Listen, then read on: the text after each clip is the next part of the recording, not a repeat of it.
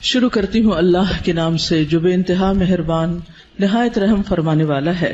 علم کیا نہیں، نشرح ہم نے کھول دیا، لکا آپ کے لیے، صدرک سینہ آپ کا، ووضعنا اور اتار دیا ہم نے، عنکا آپ سے، وزرک بوجھ آپ کا، الذی وہ جس نے، انقضا توڑ دی تھی، ظہرک کمر آپ کی، ورفعنا اور بلند کیا ہم نے، لکا آپ کے لیے، ذکرک ذکر آپ کا، فإن پس یقیناً، مع ساتھ، العسری تنگی کے، یسرا آسانی ہے، ان یقیناً، مع ساتھ، العسری تنگی کے، یسرا آسانی ہے، فإذا پس جب، فرغتا فارغ ہو جائیں آپ، فانصب تو محنت کیجئے، وإلی ربک اور طرف اپنے رب کے، فرغب پس رغبت کیجئے۔ سورۃ الانشراح جس کا ایک نام سورۃ الشرح بھی ہے اور سورۃ الم نشرح بھی، یہ تین نام عام طور پر آپ کو مختلف مصاحف میں لکھے ہوئے ملیں گے۔ تینوں میں معنی ایک ہی ہے، مکی سورت ہے، پچھلی سورت کا تتمہ ہے یعنی کمپلیشن ہے۔ بعض کے خیال میں یہ دونوں ایک ہی سورت ہے، لیکن حقیقت یہ ہے کہ دونوں الگ الگ صورتیں ہیں، سورۃ الضحیٰ اور سورۃ الم نشرح۔ سورۃ الضحیٰ میں بھی رسول اللہ صلی اللہ علیہ وسلم پر اللہ سبحانہ وتعالیٰ کے انعامات کا ذکر ہے، اور اس سورت میں بھی آپ صلی اللہ علیہ وسلم پر اللہ سبحانہ وتعالیٰ نے جو انعامات کیے، احسانات کیے، ان کا ذکر ہے۔ سورۃ الضحیٰ میں حسی انعامات، ظاہری انعامات، نظر آنے والی چیزیں، ان کا ذکر ہے، اور سورۃ الشرح میں معنوی یا نظر نہ آنے والے لیکن حقیقت میں جو اللہ سبحانہ وتعالیٰ کے انعامات ہیں جن کا ذکر آگے آئے گا آج، ان کا ذکر ہے۔ حقیقت یہ ہے کہ کوئی بھی نعمت کسی کو بھی جب ملتی ہے تو اس پر لازم ہوتا ہے کہ وہ اس کا شکر ادا کرے۔ سورۃ الضحیٰ کے آخر میں آپ صلی اللہ علیہ وسلم کو بتا دیا گیا کہ آپ شکر ادا کرنے کے لیے کیا کیا کریں۔ کیا بتایا گیا؟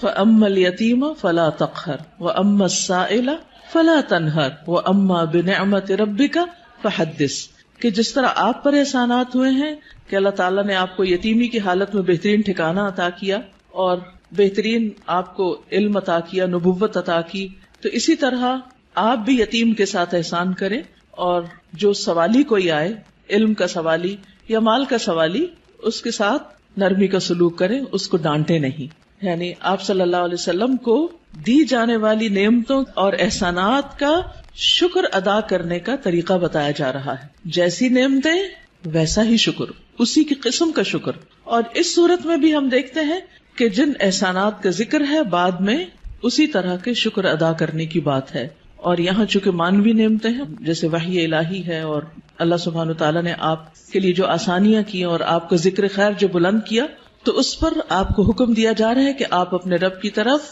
توجہ کیجئے، اس کی عبادت کیجئے، جب فارغ ہو جائیں تو بھی اپنے رب کی طرف رغبت کیجئے۔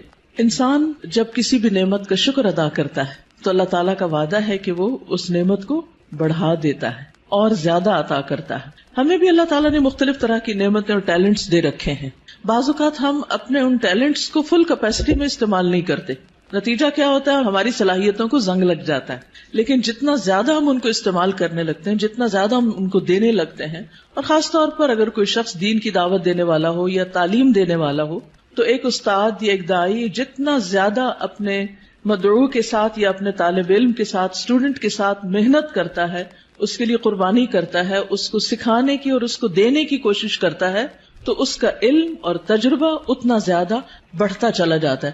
نہ صرف یہ کہ علم اور تجربہ بڑھتا ہے، بلکہ شاگردوں کے دل میں اس کے لیے محبت اور اس کے لیے رسپیکٹ اور اس کی قدر کا جذبہ بھی اسی طرح بڑھتا ہے۔ ہم سب بھی اپنے اپنے وقت میں طالب علم رہے اور ہم سب جانتے ہیں کہ کس استاد کا ہماری نظر میں کیا مقام تھا، آج تک ہمیں یاد ہے۔ تو اسی طرح ہمارے شاگردوں کی نظر میں بھی ہر استاد کا اپنا اپنا ایک مقام ہے، اور کس کا مقام اور درجہ اور عزت اور محبت اور قدر زیادہ ہوتی ہے؟ جو اپنے شاگردوں کے لیے جتنا زیادہ مخلص ہوتا ہے، وہ علم دینے کے کام کو یا نبوت کا کام کو پیشہ نہیں ہوتا۔ یہ ایک اللہ سبحانہ تعالیٰ کی نعمت کا، اللہ تعالیٰ کے اس احسان کا کہ اس نے ہمیں یہ سب کچھ عطا کیا، اس کا شکر ادا کرنا ہوتا ہے, اظہار نعمت کرنا ہوتا ہے, اس کو شیئر کرنا ہوتا ہے, دوسروں کے ساتھ بانٹنا ہوتا ہے. اور انسانوں کی تعلیم و تربیت اور انسانوں کو کچھ بنانا یہ دنیا کا سب سے بڑا کام ہے. کیونکہ مادی چیزیں, پتھر توڑ کے گھر بنانا, کوٹ کے بجری سڑکیں بنانا, یہ بھی ایک کام ہے جو نظر آنے والی چیزیں ہیں, لیکن وہ تو ہمارے لیے مسخر ہیں, مطیع ہیں, فرما بردار ہیں. ہم جہاں چاہیں ان کو لگا دیں, جس طرح چاہیں ان کو رکھ دیں. لیکن انسان اتنی آسانی سے بات سننے والے نہیں ہوتے. ان کو مولڈ کرنا اور ان کو گھڑنا اور ان کو کچھ بنانا اور ان کو سنوارنا اور ان کو نکھارنا, جو نبی صلی اللہ علیہ وسلم کے فرائض منصبی میں سے تھا. اور یہی آپ کے بعد ہر استاد کی ذمہ داری ہے کہ وہ طالب علموں کو صرف انفارمیشن ٹرانسفر کرنے والا نہ ہو, بلکہ ان کے اندر کے پوٹینشل کو, ان کی صلاحیت کو, ان کے اندر پائی جانے والی مختلف جو قوتیں ہیں ان کو نکھارنے اور معاشرے کے لیے اور خود اس شخص کے لیے زیادہ سے زیادہ مفید بنانے والی. اور یہ کام والدین کے بعد استاد ہی کرتا ہے, اور یہ اس کی بہت بڑی ذمہ داری ہوتی. تو اس پس منظر کو سامنے رکھتے ہوئے ہم اس سورت کا انشاءاللہ مطالعہ کریں گے کہ ہمیں کیا کرنا ہے. سوال یہ پیدا ہوتا ہے کہ کیا یہ احکامات جو اس سورت کے اندر آئے ہیں صرف نبی صلی اللہ علیہ وسلم کے لیے خاص ہیں, یا اس کے بعد ان لوگوں کے لیے بھی جو آپ کے طریقے پر چلنے والے ہوں اور آپ ہی کے کام کو آگے لے کر بڑھنے والے ہوں. تو حقیقت یہ ہے کہ یہ سب کے لیے ہیں, آپ کے لیے خاص اور ہمارے لیے عمومی طور پر. تو آئیے دیکھتے ہیں سورت کو.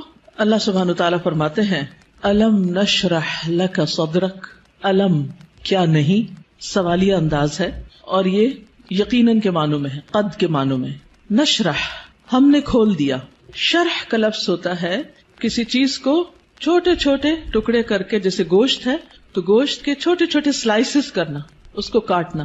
تشریح سرجری کے لیے بھی آتا ہے. الم نشرح کیا ہم نے کھول نہیں دیا, لکا آپ کے لیے, آپ کی خاطر, کیا صدرک آپ کا سینہ, کیا ہم نے آپ کی خاطر, آپ کے لیے آپ کا سینہ کھول نہیں دیا, آپ کے دل کی تنگی کو دور نہیں کر دیا. اگر دیکھا جائے تو دنیا میں پائی جانے والی نعمتوں میں سے سب سے بڑی نعمت یہ ہے کہ انسان کو شرح صدر, سینے کی وسعت, دل کی وسعت, دل کا اطمینان نصیب ہو. ڈپریشن کیا ہے؟ دل کا گھٹنا, سینے کا تنگ ہونا, اندر کی تنگی, شح, بخل, انسان کے اندر کی ایسی کیفیات کہ نہ وہ اپنے سے راضی اور خوش اور نہ کسی اور سے. اللہ سبحانہ وتعالیٰ نے ہمارے دل کو ہر چیز سے مختلف بنایا ہے. باقی جتنی بھی چیزیں ہیں ان میں جب ہم کچھ ڈالتے ہیں تو وہ بھر جاتی ہیں, تنگ ہو جاتی ہیں. لیکن دل اگر نرم ہو تو اس میں جتنی بھی علم اور حکمت اور خیر کی چیزیں ڈالی جائیں وہ اتنا ہی زیادہ وسیع ہوتا چلا جاتا ہے, اتنا ہی زیادہ کھلتا چلا جاتا ہے, اتنا ہی اس میں انبساط آتا ہے, اتنی ہی زیادہ اس میں خوشی اور اطمینان آتا ہے. تو یہ ایک بہت بڑی نعمت ہے, اور یہ مانوی نعمت ہوتی ہے, ٹینجیبل نہیں ہوتی کہ آپ چھو کے دیکھ سکیں کہ کیا ہے. پچھلی صورت میں ٹینجیبل نعمتیں تھیں, لیکن یہاں مانوی نعمتوں کا ذکر ہے. الم نشرح لک صدرک, کیا ہم نے آپ کے لیے آپ کا سینہ کھول نہیں دیا. جب سینہ کھلتا ہے تو مشکل سے مشکل, پیچیدہ سے پیچیدہ اور کمپلیکیٹڈ معاملات سمجھ میں آنے لگتے ہیں. انسان چیزوں کی تہ تک پہنچنے لگتا ہے, اس کو گہرائی نصیب ہوتی, اس میں وزڈم آتی ہے, اس میں ڈیپتھ آتی ہے, اور انسان دور تک سوچنے لگتا ہے. ابراہیم علیہ السلام کا ویژن آپ دیکھیں کہ انہوں نے نبی صلی اللہ علیہ وسلم کے بھیجے جانے کے لیے دعا کی تھی 2500 سال پہلے. وہ کیسے, ان کو یہ ضرورت کیوں محسوس ہو گئی, اور انہوں نے اپنی دعا میں یہ دعا کیوں شامل کی کہ اللہ ان کے اندر سے ایک شخص ایسا اٹھانا جو ان کی تعلیم و تربیت کرے. ہم ایسی بات کیوں نہیں سوچتے, ہمیں ایسے خواب کیوں نہیں نظر آتے؟ اس لیے کہ ہم صرف اپنی ہی ذات کے گرد گھومتے ہیں. سیلفش, دل چھوٹا ہے, نظر کوتا ہے, تنگ ہے, شارٹ سائٹڈ ہے, دور کی چیزوں کو نہیں دیکھ پاتے, صرف قریب کے فائدوں کو دیکھتے ہیں. آج مجھے کیا مل رہا ہے ہم اس کو دیکھتے ہیں, کل میری کوششوں کا صلہ کیا نکلے گا, کیا ملے گا مجھے, اس کی طرف ہماری نگاہ نہیں جاتی. لہٰذا جو لوگ شارٹ ٹرم گولز کے لیے کام کرتے ہیں وہ کوئی بڑا کام کبھی بھی نہیں کر سکتے, اور جو لوگ دور تک سوچتے ہیں, اور وہ وہی سوچتے ہیں جن کے اندر وسعت ہوتی, جن کا دل بڑا ہوتا ہے, جن کی نگاہ دور تک دیکھتی ہے. تو الم نشرح لک صدرک, کیا ہم نے آپ کے لیے آپ کا سینہ کھول نہیں دیا. آپ کے لیے اللہ سبحانہ و تعالیٰ نے خیر اور بھلائی کے رستے کھول نہیں دیے, کیونکہ جب تک دل کھلتا نہیں, یہاں صرف دل کی بھی بات نہیں کی گئی, پورے سینے کی گئی, چیسٹ, اور چیسٹ کے اندر دل. چیسٹ کی جگہ زیادہ ہوگی تو پھر باقی چیزوں کے اندر بھی وسعت آئے گی. تو نبی صلی اللہ علیہ وسلم کو اللہ سبحانہ وتعالی نے یہ خاص صلاحیت دی تھی جس کی وجہ سے آپ نبوت کا کام لینے کے قابل ہوئے تھے. اسی لیے قرآن آپ کے قلب پر نازل ہوا تھا اور آپ نے اس کو محفوظ کیا تھا. اسی لیے پھر اس کو صحیح طور پر سمجھ کر آگے بیان کیا تھا، کیونکہ ان سب چیزوں کا تعلق شرح صدر کے ساتھ ہوتا ہے. یہی وجہ ہے کہ ہم دیکھتے ہیں کہ موسیٰ علیہ السلام جب اللہ سبحانہ تعالیٰ نے ان سے بات کی، ہم کلام ہوئے اللہ تعالیٰ، اور ان کو اپنے کام کے لیے چن لیا، وَاصْطَنَعْتُكَ لِنَفْسِي، اور اللہ تعالیٰ نے ان کو اپنی رسالات سے نوازا، تو انہوں نے سب سے پہلی دعا کیا مانگی؟ رب اشرح لی صدری ویسر لی امری واحلل عقدۃ من لسانی یفقہوا قولی، کہ اللہ میرا سینہ کھول دے، یہ ساری بات مجھے بھی سمجھ آئے اور دوسروں کو بھی سمجھ آئے، اور میرا کام آسان کر دے، اور میری زبان کی گرہ کھول دے تاکہ لوگ بات سمجھ سکیں، اور مجھے میرے گھر والوں میں سے ایک مددگار میرے بھائی ہارون کو عطا کر. تو بہرحال اللہ سبحانہ تعالیٰ جس کے ساتھ بھلائی کا ارادہ کرتا ہے، من یرد اللہ بہ خیرا یفقہہ فی الدین، اور پھر افمن شرح اللہ صدرہ، کیا بھلا وہ جس کا سینہ اللہ نے کھول دیا، فہو علی نور من ربہ، اور وہ اپنے رب کی طرف سے ایک نور پر ہو. تو جس کا سینہ اللہ تعالیٰ کھول دے، اور خصوصاً جس کو اللہ ہدایت دینا چاہتا ہے، صحیح راستہ دکھانا چاہتا ہے، تو اس کے بارے میں کیا فرمایا؟ من یرد ان یہدیہ یشرح صدرہ للاسلام، جس کو اللہ ہدایت دینا چاہتا ہے اس کا سینہ اسلام کے لیے کھول دیتا ہے، اس کو وسعت عطا کر دیتا ہے، اس کے دل میں پھر اسلام کی محبت پیدا ہو جاتی، وہ اس کے لیے کچھ کرنا چاہتا ہے. اور ساری قربانیاں اس کے بعد ہی ہوتی ہیں جب انسان کا سینہ کھل جاتا ہے. اور پھر آپ دیکھیں کہ سینہ تنگ کب ہوتا ہے، دل تنگ کب ہوتا ہے؟ جب لوگ ہم پہ باتیں کرتے، جب لوگ ہمیں ہرٹ کرتے ہیں، تو پھر ان کی طرف سے ہمارا دل تنگ ہو جاتا، پھر ہم معاف نہیں کر سکتے، پھر ہم اپنے دل میں حسد اور بغض اور ان چیزوں کو بھر لیتے ہیں، پھر ہم ان لوگوں کے ساتھ خیر اور بھلائی نہیں کر سکتے. لیکن آپ دیکھیے کہ پیغمبروں کو لوگوں نے کون سا لقب ہے جو نہیں دیا، ساحر، کاہن، مجنون، شاعر، نہ جانے کیا کچھ. لیکن کیا انہوں نے ان باتوں کو دل میں رکھا اور لوگوں سے انتقام لیے اور جوابی کارروائیاں کی، یا ان کو معاف کر کے پھر بھی ان کی ہدایت کی دعائیں کرتے رہے؟ جنہوں نے پتھر مارے طائف کے سفر پر، آپ نے ان کے لیے کیا کیا؟ ان کے لیے بھی دعائیں کی. ہر موقع پر، نہ صرف یہ کہ نبی صلی اللہ علیہ وسلم نے، بلکہ باقی پیغمبروں میں. آج بھی جو شخص واقعی سچے دل سے اسلام کی خدمت کرنا چاہتا ہے، یعنی جس کے دل میں اسلام کی خدمت کا جذبہ ہے، اسے لازمی طور پر اپنے دل کی وسعت کے لیے دعا کرنی، اسے اپنے دل کو کھلا کرنا ہوگا، اسے لوگوں کو معاف کرنا ہوگا، اسے لوگوں کی غلطیوں سے درگزر کرنا ہوگا. اس کے علاوہ بعض لوگوں نے اس کا یہ معنی بھی بیان کیا ہے کہ نبی صلی اللہ علیہ وسلم کا شق صدر کیا گیا تھا، آپ کے سینے کو واقعی لٹرلی کھولا گیا تھا 2 مرتبہ، ایک دفعہ بچپن میں اور ایک دفعہ بڑے ہو کر معراج کے موقع پر. اور اس میں کیا ہوا تھا کہ آپ صلی اللہ علیہ وسلم کے پاس جبریل آئے، انہوں نے آپ کا سینہ کھولا، ساتھ ان کے سونے کا پیالہ تھا جس میں زمزم کا پانی تھا، آپ کا دل نکالا گیا اور پھر اسے زمزم کے پانی سے دھویا گیا اور واپس اس میں ایمان اور حکمت بھر کے اندر رکھ دیا گیا. تو لٹرلی بھی آپ کے سینے کو کھول کر آپ کو، یعنی کہ آپ کے دل کو صاف کر دیا گیا، اور اس میں کسی کے لیے کسی طرح کبھی کوئی حسد، بغض اور کوئی بھی چیز باقی نہ رہی. اور آج اسی چیز کی ہم سب کو بھی ضرورت ہے کہ ہمارے دلوں میں کسی کے لیے کوئی نفرت اور کوئی بھی حسد اور بغض نہ ہو، لوگوں کو معاف کرنا جانے اور خوش رہیں، مطمئن رہیں. ایسے ہی دلوں کے اندر ایمان آتا ہے، ایمان بڑھتا ہے، ایمان کی زینت ہوتی ہے، اور پھر ایسے ہی لوگوں کو ہدایت ملتی ہے، حق کی معرفت ملتی ہے. تو الم نشرح لک صدرک، جب سینہ کھلتا ہے تو انسان تقدیر پر بھی راضی ہو جاتا ہے. انسان چھوٹی چھوٹی باتوں کو لے کے بیٹھ نہیں جاتا، انسان اپنے وقت کو ضائع نہیں کرتا، انسان تقدیر پر راضی ہو جاتا ہے. انسان کا پھر عبادت میں دل لگتا ہے، عبادت کی طرف لپکتا ہے، عبادت کی طرف دوڑتا ہے. نماز پھر قرۃ عین لگتی ہے، آنکھوں کی ٹھنڈک لگتی، نماز پھر بوجھ نہیں لگتی. اللہ تعالیٰ کے کسی بھی حکم کو اپنانا مشکل نہیں لگتا، اور یہ صرف اس وقت ہوتا ہے جب انسان کا سینہ کھل جاتا ہے. الم نشرح لک صدرک، اور پھر کوئی بات سمجھنے میں رکاوٹ نہیں آتی.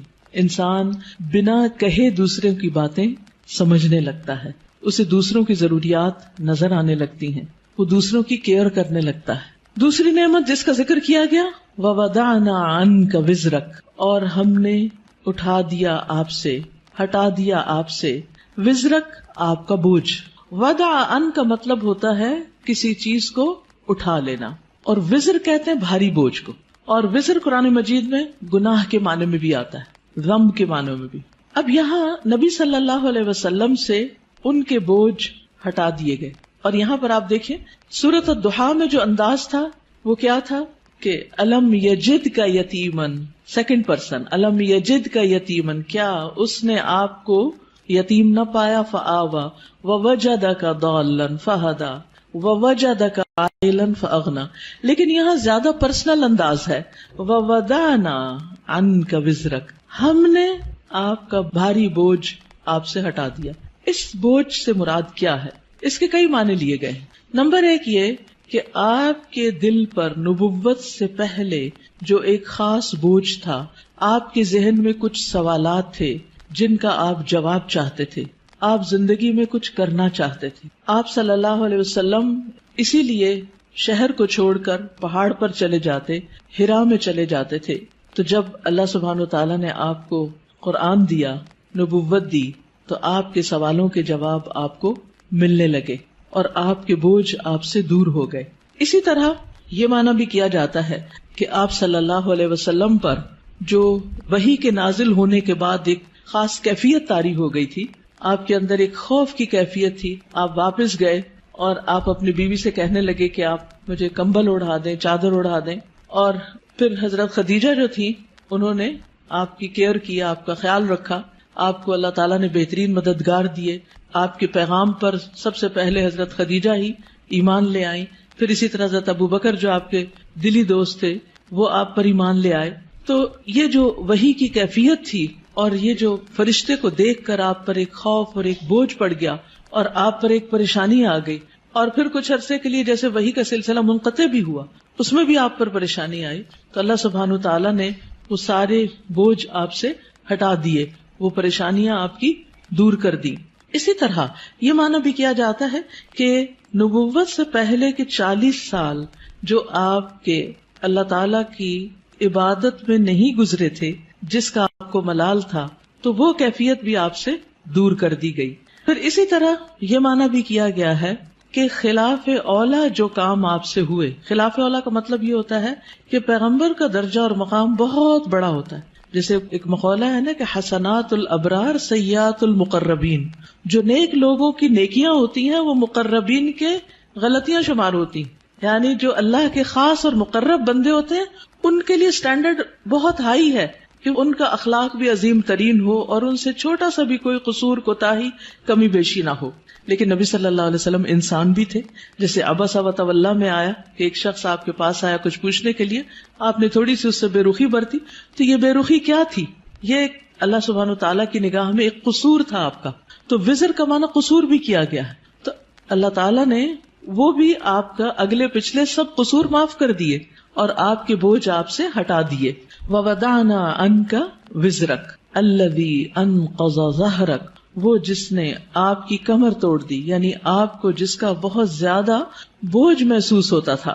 نقیض ہوتا ہے کسی چیز کو اس طرح توڑنا کہ اس میں سے کڑکڑانے کی آواز ہو، یعنی کڑکڑاہٹ. جیسے چارپائی کے اوپر اگر زیادہ لوگ بیٹھ جائیں تو کیا ہوتا ہے، یا کبھی کرسی کے اوپر کوئی بھاری شخص بیٹھ جائے تو اس کے اندر سے جو آواز نکلتی ہے نا، تو وہ کیا کہلاتی ہے؟